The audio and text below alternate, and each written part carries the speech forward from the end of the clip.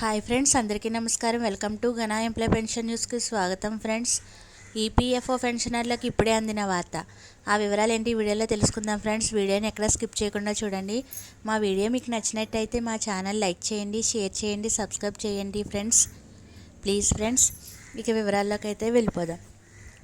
ఉద్యోగుల భవిష్య నిధి సంస్థ తన కోట్లాది మంది సభ్యుల కోసం ఒక విప్లవాత్మక మార్పుకు శ్రీకారం చుట్టబోతుంది. సాధారణంగా పీఎఫ్ డబ్బులు చేతికి అందాలంటే ఆన్లైన్లో అప్లై చేసిన తర్వాత కూడా బ్యాంకు బదిలీ కోసం 2-3 రోజులు వేచి చూడాల్సి వచ్చేది. కానీ ఇకపై ఆ అవసరం ఉండదు.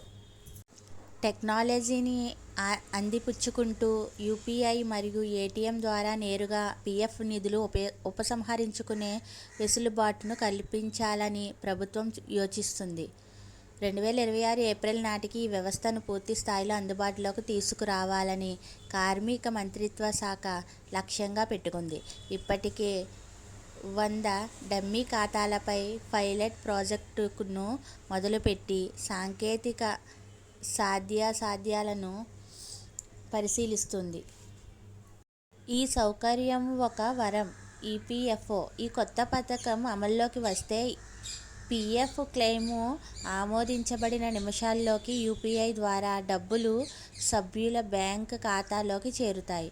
UPI real time payment system కావడమే దీనికి ప్రధాన కారణం. ఇక ఏటీఎం ద్వారా నగదు పొందాలనుకునే వారు ఆధార్ ఆధారిత బయోమెట్రిక్ వెరిఫికేషన్ మరియు మొబైల్కు వచ్చే ఓటీపీ ద్వారా తమ గుర్తింపును ధృవీకరించుకోవాల్సి ఉంటుంది. ధృవీకరణ పూర్తయిన వెంటనే ఏటీఎం యంత్రం ఆమోదించబడిన నగదును అందిస్తుంది. ముఖ్యంగా మెడికల్ ఎమర్జెన్సీ వంటి అత్యవసర సమయాల్లో పాక్షిక ఉపసంహరణలకు చేసుకునే వారికి ఈ సౌకర్యం ఒక వరమని చెప్పవచ్చు. అయితే ఈ వ్యవస్థను అమలు చేయడం వెనుక కొన్ని సవాళ్లు కూడా పొంచి ఉన్నాయి. ప్రస్తుతం ఈపీఎఫ్ఓ వద్ద సభ్యుల బ్యాంకు ఖాతా వివరాలు ఉన్నప్పటికీ యూపీఐ ఐడీలు లేవు. అలాగే యూపీఐ ఐడీలు ఆధార్ రిజిస్టర్డ్ మొబైల్ నంబర్తో లింక్ అయ్యి ఉన్నప్పటికీ ఈపీఎఫ్ఓ సిస్టంతో వాటిని అనుసంధానించడానికి అదనపు సాంకేతిక వ్యవస్థ అవసరమని నిపుణులు అభిప్రాయపడుతున్నారు.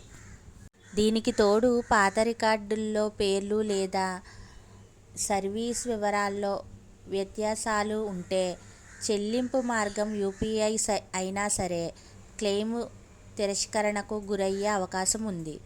ఈ లోపాలను సరిదిద్దడంపైనే ఈ కొత్త వ్యవస్థ విజయం ఆధారపడి ఉంటుంది.